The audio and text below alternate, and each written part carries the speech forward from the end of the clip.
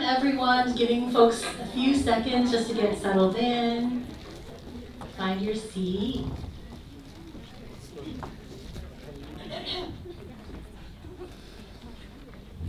All right.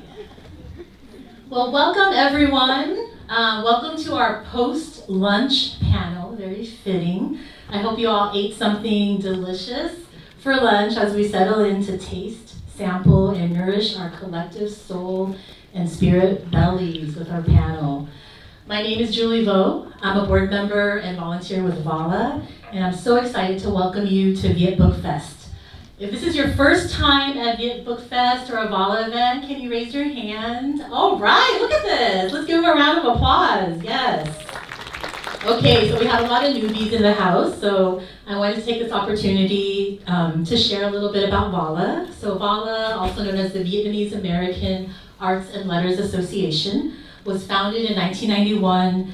We're turning 35 this year by a group of Vietnamese American journalists, artists, and friends to fill a need in the community and provide a space for newly resettled immigrant artists to express themselves.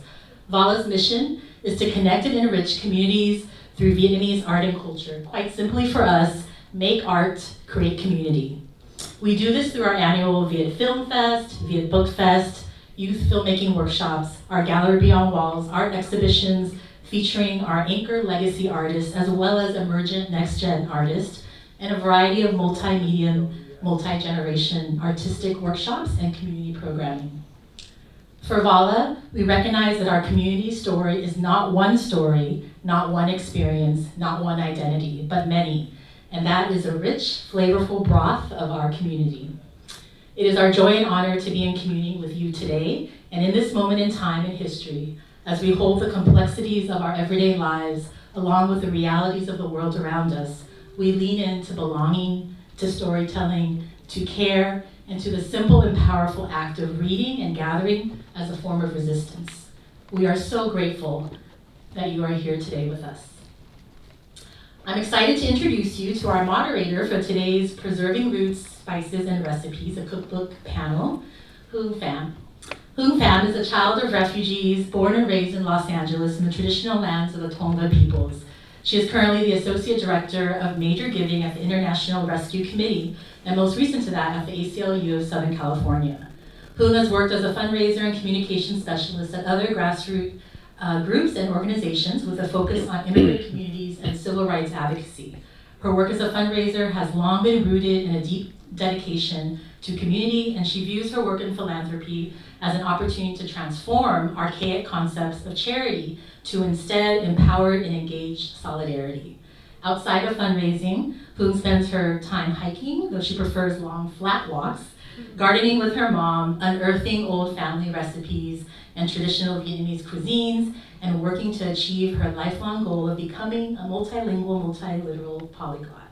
We are so excited for the panel today and to have Huong guiding us through this conversation about food as a living archive of roots, resilience, and community. Please join me in welcoming our moderator and VAALA board member, Huong Pham.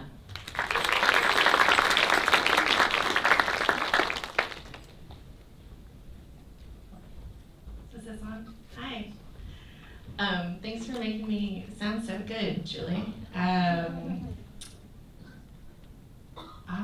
am so excited to introduce our panel here today. We're sitting so far apart, but if I could have my way, we would be at a dining table eating together. I have given you all cuties because I thought it'd be weird to talk about food without having us share food for the first time. So I might break some rules in here. I know it says no water or food, but feel free to snack while we talk.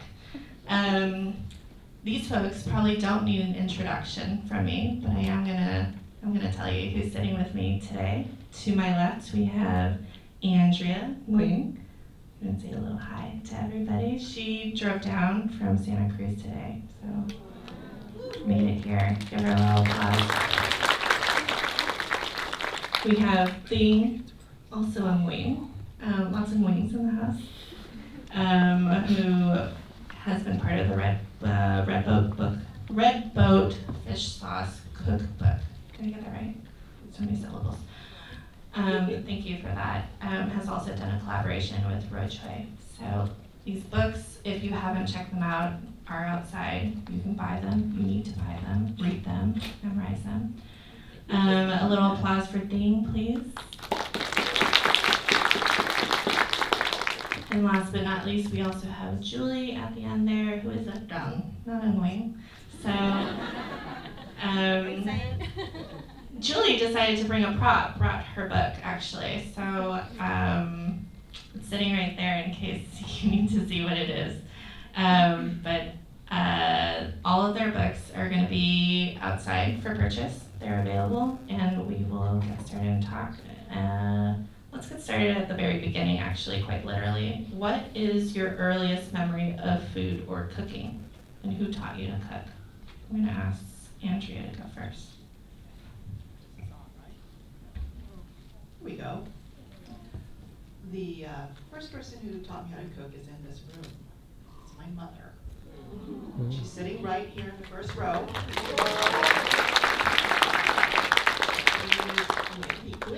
She is 91 years old. Wow. Just 2 days ago, we ordered her a new stove. And I told her, this means you stick around and you keep cooking. Because you still have a lot more to show me.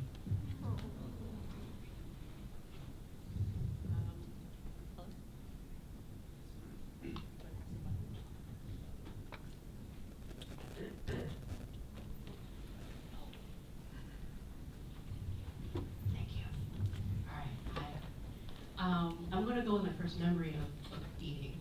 I think the first thing I can remember eating was probably just a bowl of gum with some dumam and some scallions. I think that's one of my earliest memories of food, and it's just something that's deeply comforting. I think, as everyone here probably knows. So.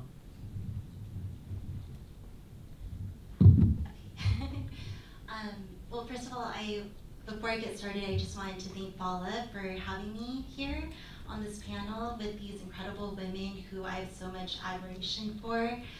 My parents couldn't be here today, but I wrote my cookbook with them, and this is very much a joint cookbook, and so it wouldn't exist without them. So to answer the question, the reason why I titled my cookbook Anh Chưa is because my mom would always ask me, Anh Chưa, all day, every day, and it's just a way of her showing love. So since I was a child, we got to explore the world through food, and it's really meaningful to me. And so I wanted to honor her by titling it Anh Chưa. Thank you so much. And for folks who don't speak Vietnamese, Anh Chưa is beauty. No, that's okay. And that really resonated with me too, hearing these different stories. Andrea sharing that your mom taught you to cook and she's here, that's incredible. Or eating rice with fish sauce. These are such great foundations of who we are, building our own identities through food, through our memories of people who are influencing us. Speaking of influences, what inspired you to write a cookbook specifically? Really, we all have these relationships with food, everybody in the audience as well. But what about a cookbook specifically about Vietnamese food drew you into becoming an author here? We can start maybe with Julia. Sure. So my story doesn't begin with the cookbook. It begins with a story that I told my 10-year-old nephew at the time. I asked him, or actually I told him, Grandpa is more than just a grandpa, right? He saved your mom and grandma from pirates.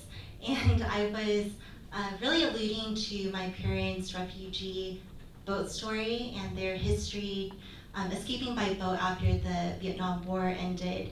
And I don't know what possessed me to tell a 10-year-old kid something so heavy, but I just was so proud of my parents after having heard their stories.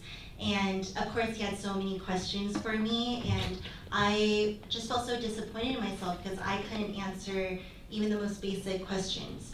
So I realized that I didn't know who my parents were outside of their role as my parents. So it was that day that I committed to learning as much as I could about their lives, about my parents' refugee stories, and also like I would go home on the weekends and cook with them. So it was through food that I was able to gather these stories that I was too afraid to ask about when I was younger. And that led to me sharing cooking videos online. And within a year, I had about 100,000 followers on Instagram and like 50,000 on TikTok.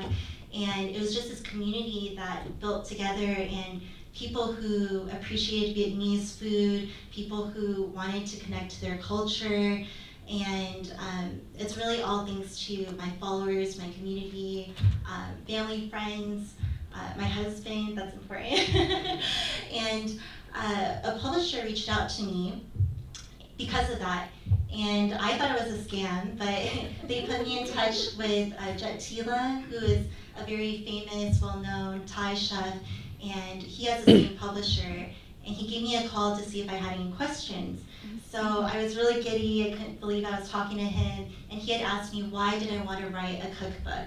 So for me, I really wanted to capture my parents' stories that are so often forgotten about, and I wanted to preserve them in a book. And this book is really a culmination of several years of me digging into my roots, like learning as much as possible about my parents' history, the history of Vietnam, the like technical details of the dishes, and like the history of the dishes and how it intersects with food. And so this is basically everything that I would want in a cookbook for someone who is at that stage where they want to connect to their roots. And so it's in honor of my parents, my in-laws, other refugees and immigrants, the Vietnamese boat people, the Vietnamese diaspora who feels like maybe they don't have a place in Vietnam, or like wherever they are in America, in Germany, France, wherever. I wanted to create a book where everyone could feel seen and feel connected. And so that's kind of how we got here.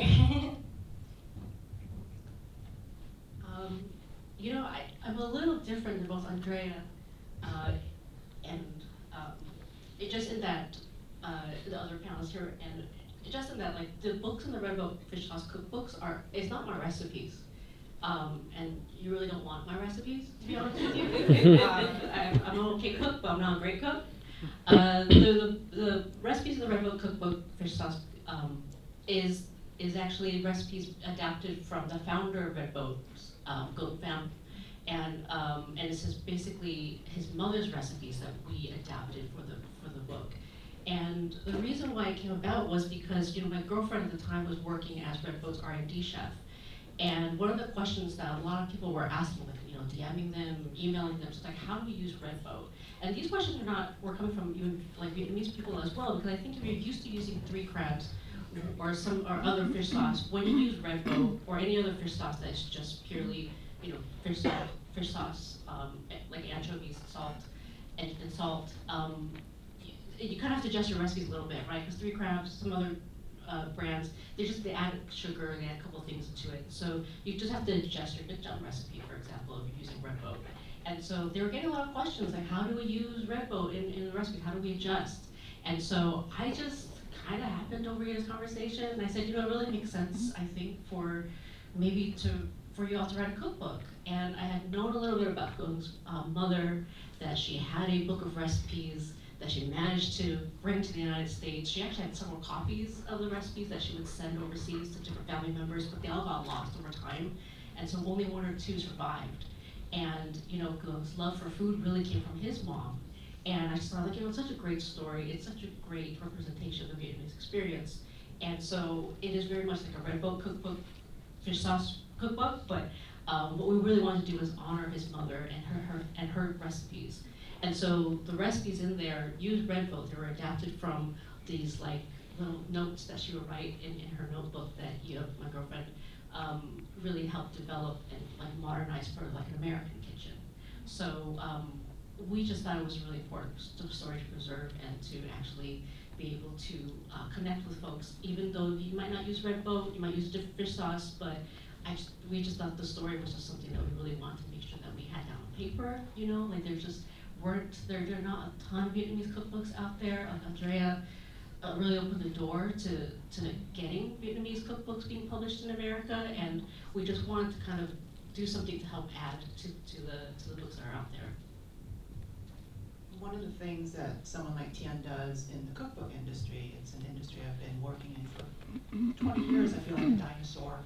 But I've been very lucky to have this career, and I'll tell you a little bit about it more. But Tien hasn't described to you what she does is that she is the voice of many people who do not have the opportunity or even like the language skills to translate their stories of food into a bound object via a manuscript, and that's very important. And so the thing is that why we're here is that we have all of these stories locked up in us, and a lot of them are bound and connected through food. And so I grew up in a family that was very much connected through food. I was chubby as a kid in Vietnam, which is very rare for a developing country. Where people in the marketplace would rub my tummy, thinking that, you know, maybe some good luck would come upon them. When we came here to America in April of 1975, and we're in that month right now, coming on the 56th anniversary of the fall of Saigon, my mother stowed in her handbag a small orange notebook containing recipes. That was one of the few possessions she had, along with some jewelry and a couple of packets of instant noodles, because you know we always need instant noodles and some bottled water, because she didn't know what kind of journey we would have.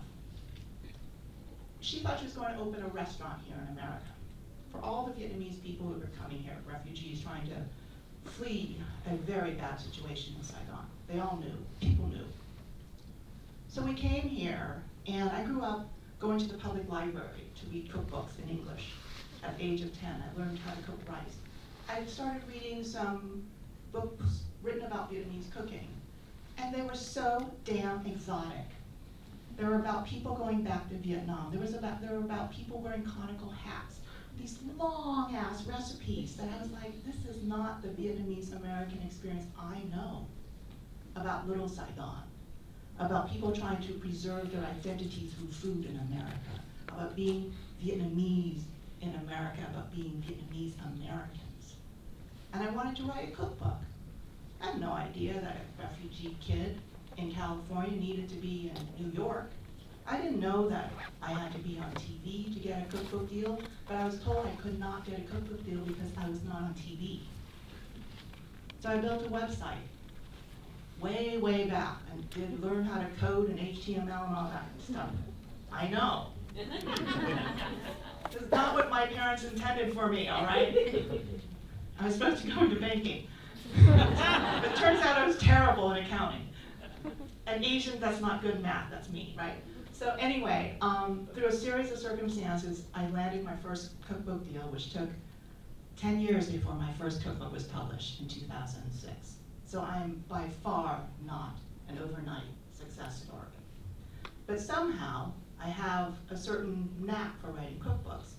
And so since then, I've written 7 cookbooks total. I just wrapped up my 8th one. And I think that I'm pretty good at this. But I wrote my book because I was pissed. And if any of you want to write something down and you want to get it published, even if it's self-published, you do it because you got something to say.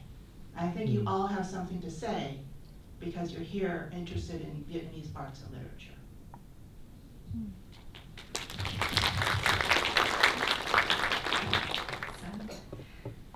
You know, touching on that, so the title of our panel is Preserving Roots, Spices, and Recipes. Andrea, you already touched on this, you know, cookbooks being a part of the continuation of Vietnamese cuisine and by extension culture. But I wonder, as somebody who has literally paved the way for the community through your cookbooks, if you could start the conversation on, you know, the concept of tradition. There's a lot of contention around what is traditional, right? And in many ways, these panelists have broken those traditions while also uplifting them. How do you balance honoring traditions while still making space for the evolution and growth of the community? It's not a small question. You can take it any direction you want. Maybe we'll start with Tien. You want to take a stab at this? Sure. You know, that I really appreciate the question because that is something that I really struggle with.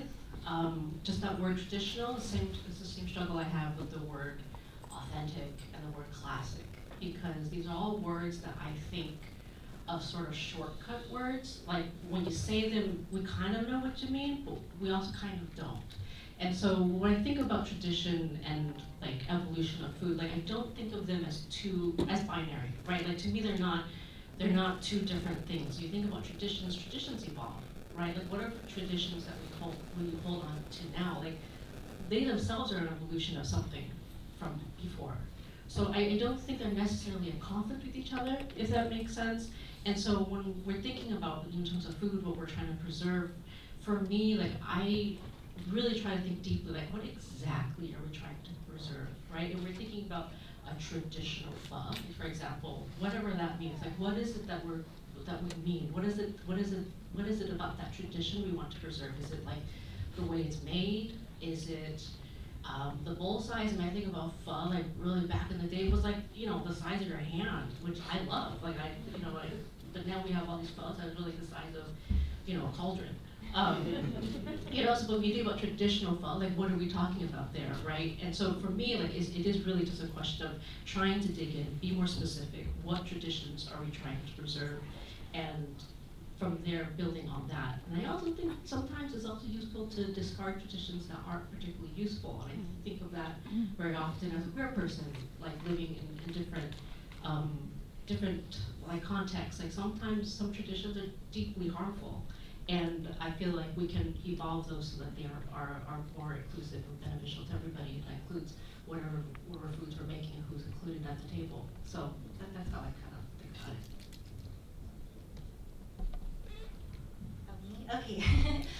Yeah, for my book, I tried to balance authenticity with practicality.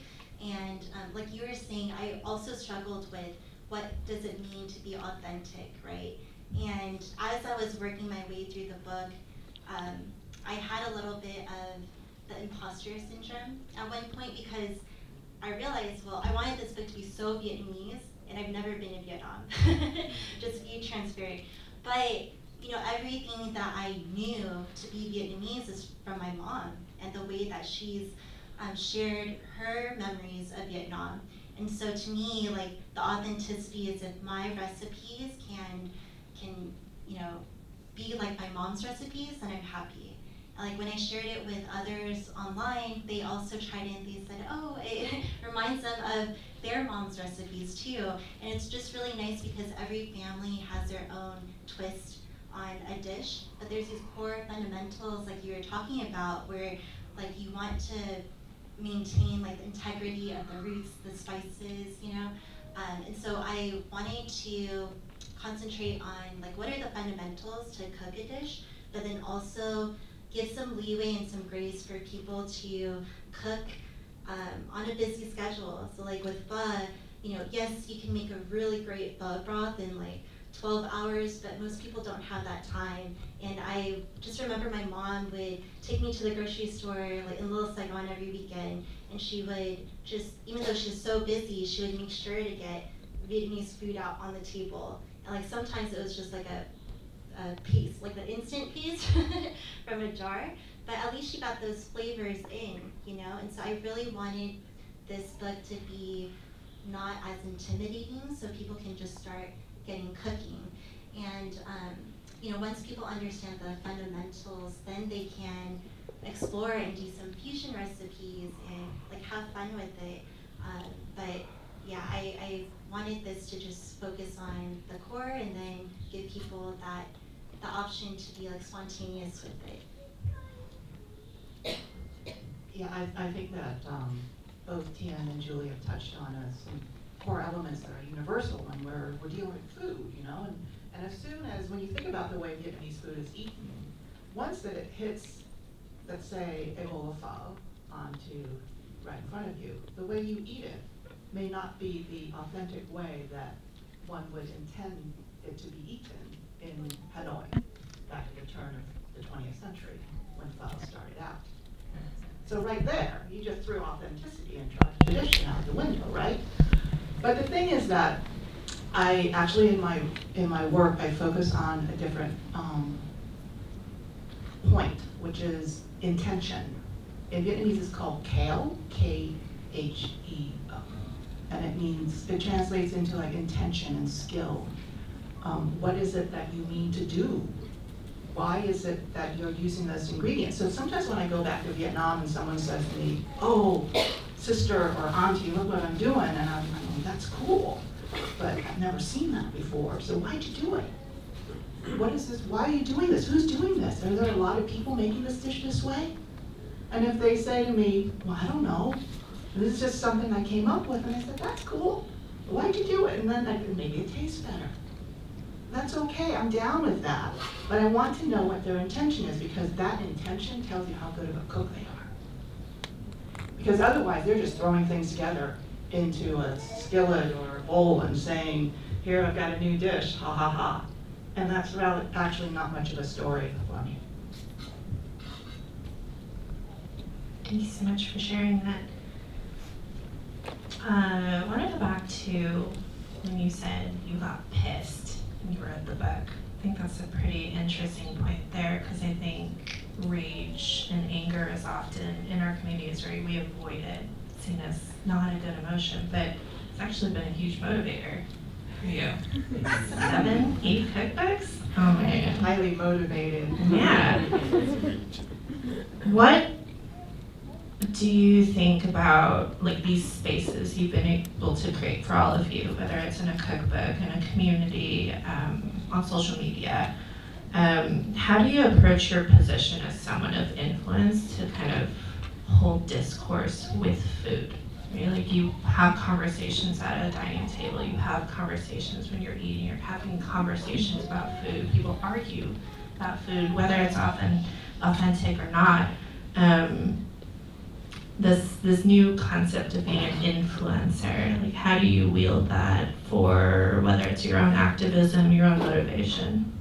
We're pissed off. So. I get pissed off because I'm just over there like, I think there's a lot of misinformation out there about food. And I think that, for example, I had a lot of people coming to me after I wrote the pho cookbook, and they're like, I can't make pho. And I'm like, why not?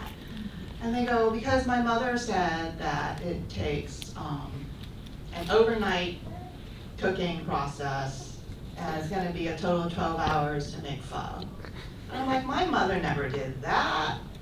My man, she made pho, and it was like a few hours. She had to work every day, and she had to put dinner on the table every day. There was no overnight simmer. I said to them, maybe because your mother was making pho for like 10, 12 people or 25 people, and in a 20, quart stock pot, it took a long time to get that water to a simmer. So that was part of the 24-hour thing.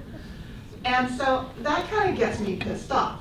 And I get motivated by little things like that, because I'm like, damn it, there's like all this crap out there that's telling people that they cannot reproduce the food that they love so much, because maybe, also I tell them, maybe your mother is holding on to that recipe because that's something about her identity that she wants to treat you to and to show you her love and to ask you, Andrea. But the thing is that you can use my cookbooks, you can use the recipes, you go to your mother, you say, look what this lady said, is that really true? And then let her then show you that I'm wrong. And then show you my recipe. And as an influencer, I'm into empowerment. And I do it with a certain level of edutainment. I try to be kind of funny. But I also try to give people enough knowledge so that they can make their own decisions in the kitchen, and also to negotiate cultures and spaces so that they feel confident. Because I think nowadays we don't have the benefit of learning at our grandmother or mother's knee. We don't have that, community of food. So what we need to do is to rely on other people.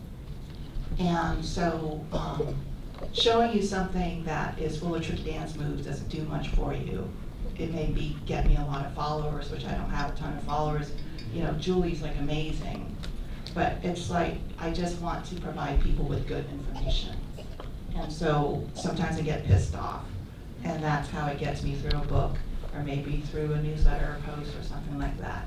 But we all need that kind of motivation to make really an impact on people's lives with food.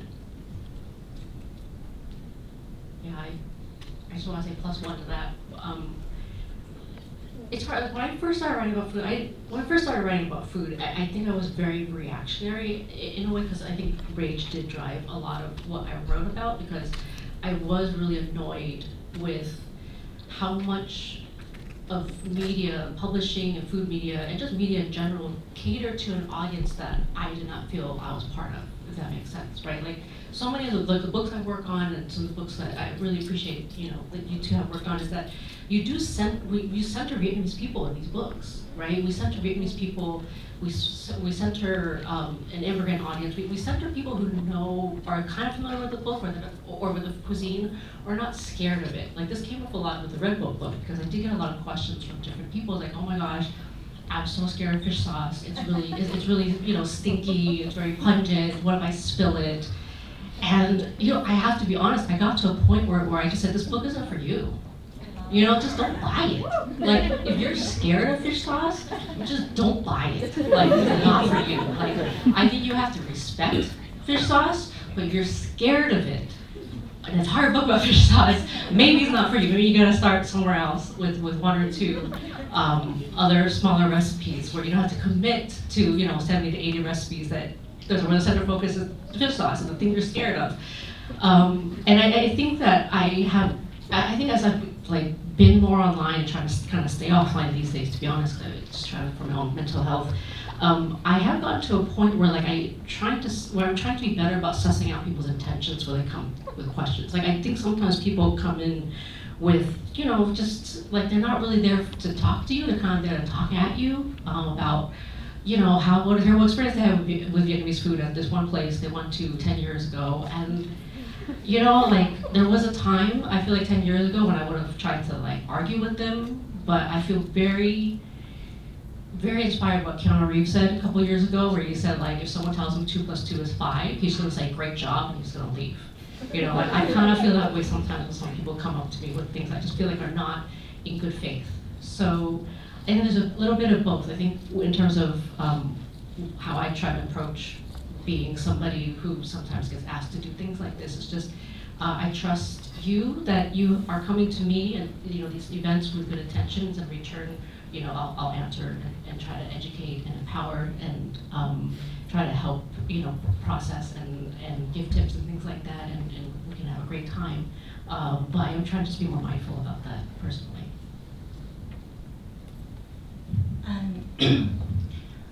When I think about the potential influence that I could have, when writing this book, I really wanted a Vietnamese title, because I wanted to see those diacritics out there front and center.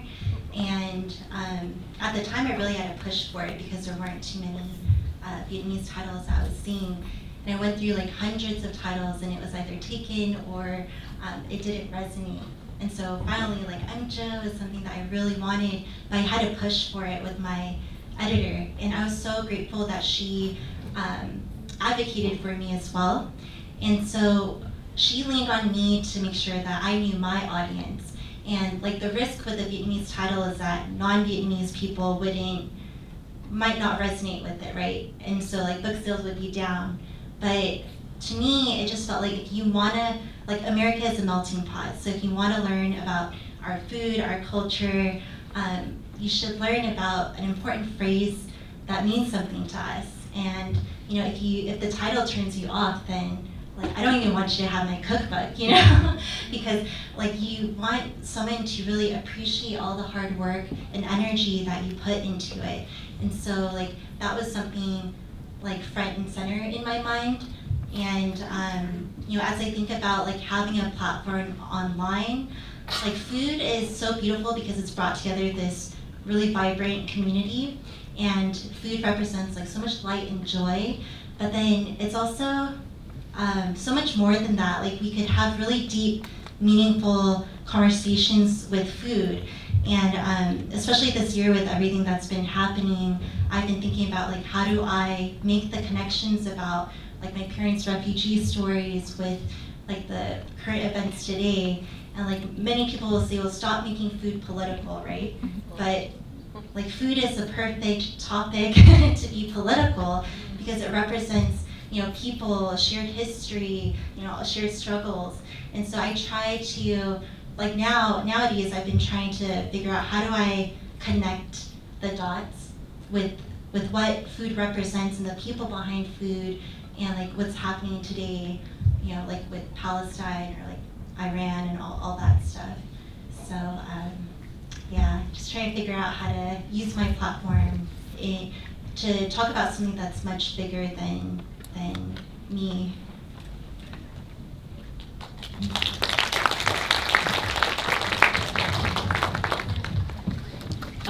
Actually, both of you, did you when you talked about diacritical marks? I really agree. Like I think it was always important to us that we were able to have diacritical marks in the book as well.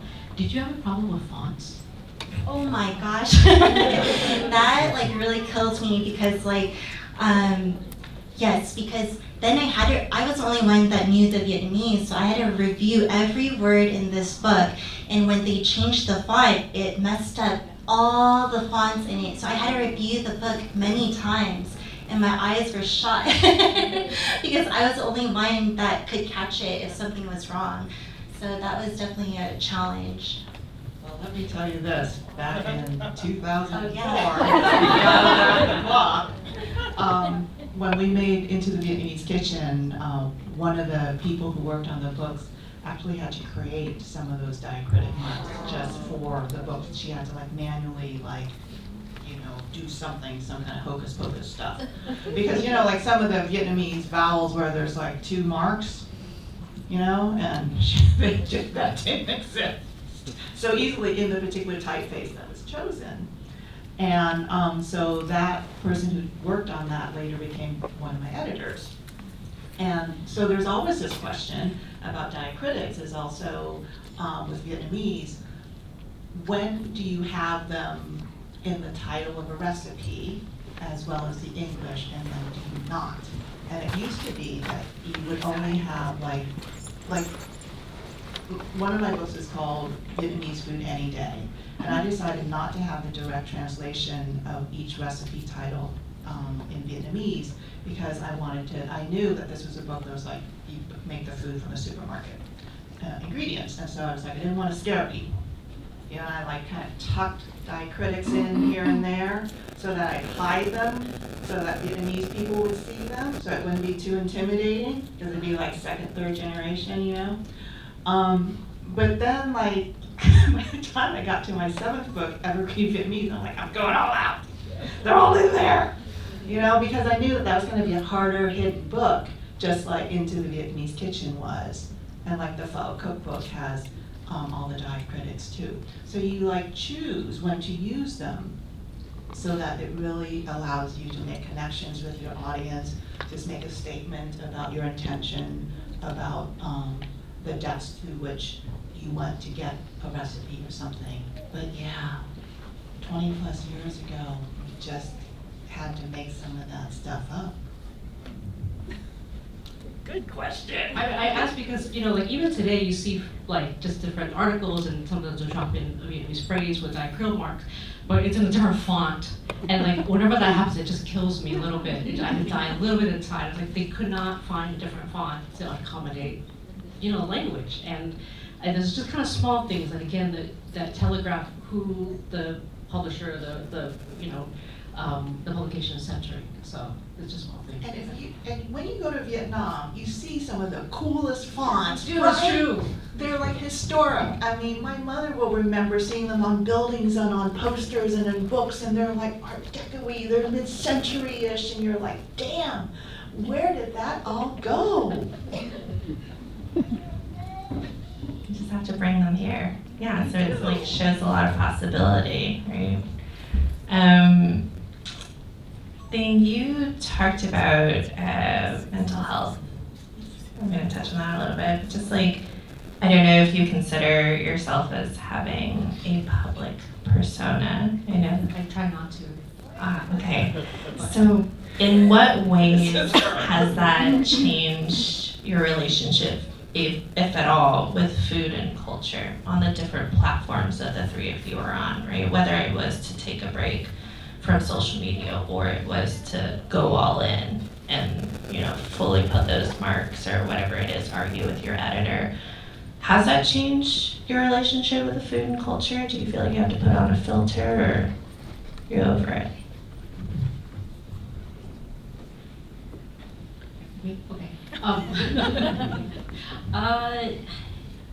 It is hard because I'm very much an introvert, and I have really a hard time being seen, and so it feels very deeply uncomfortable for me to know that people, that people follow me on Instagram, or that even if people read books I'm helping write. Like, there's a part of that I feel deeply comfortable with and trying, with a lot of therapy, trying to be okay with.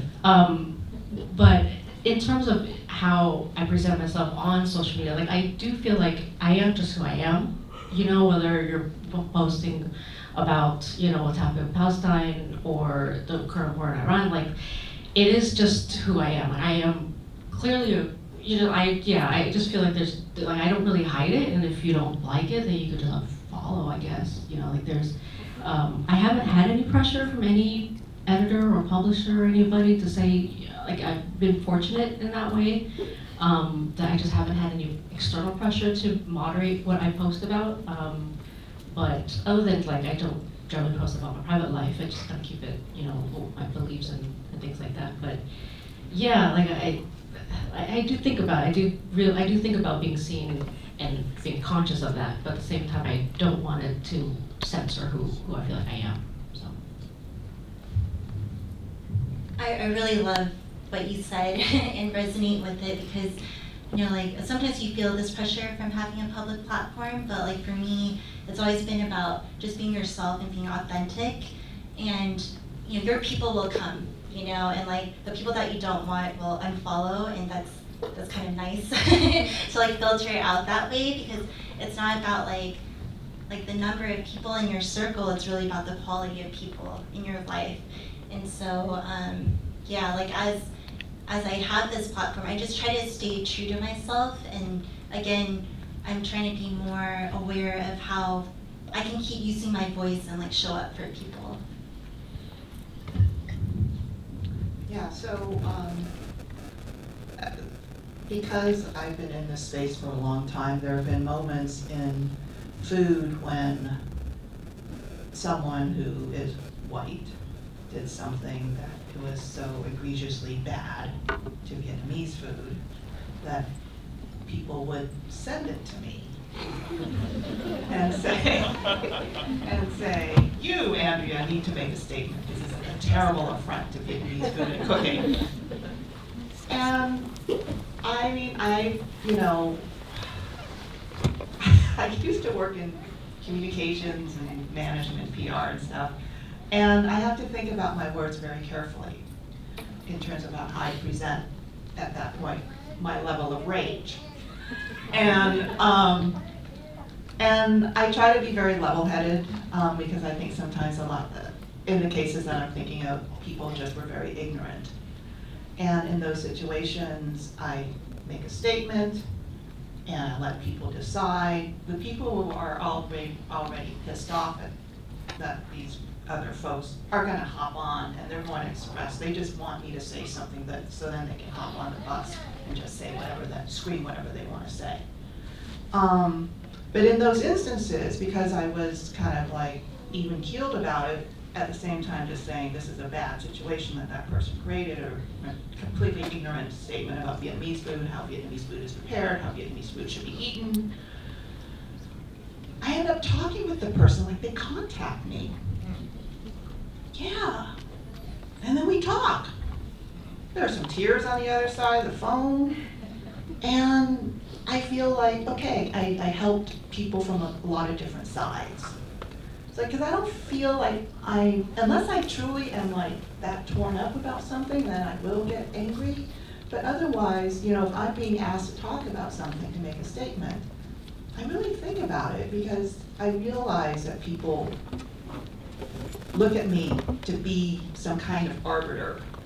I'm not sure if I'm always going to be that particular arbiter for that particular moment. So I choose my words very, very carefully. And sometimes it's got to be filtered. But for the most part, you know, when I meet someone, I am so truly happy, to tell you the truth, that I have had this career for 20 years.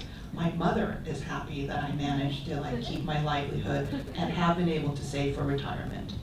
So, you know, there is some light at the end of the rainbow.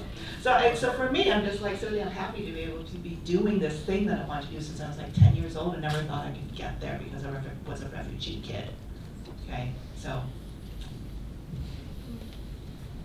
Yeah, there's so interesting hearing the different perspectives of like preserving space, but also like the representation of community and of taking care of yourself in this role. There's a lot of balancing to do, and sometimes you're just damn happy to be able to do it. Yeah. It is quite different now, right? Like I feel like you've gone through, and we've all gone through so many different iterations of what social media looks like, and just different, you know, bifurcations of different platforms, and so that itself I find deeply confusing. I don't really know, like you say something, is it, you know, like what platform is the relevant one, or are you supposed to worry about that? And so I feel like there are cycles to these things as well. Yeah, different types of third spaces that people are in, and ultimately it sounds like the three of you are like writing these recipes, collecting these recipes to build community, and so in whatever ways that people may participate in them. Sometimes the fish sauce isn't for them. Yeah, really, you're scared of it. Yeah, if you're scared for it, it's not for you. It's okay, you don't buy it, no one's forcing it. As my late father said, fish is fishy. You just know it's gotta be fishy, so you just eat it because it's fishy.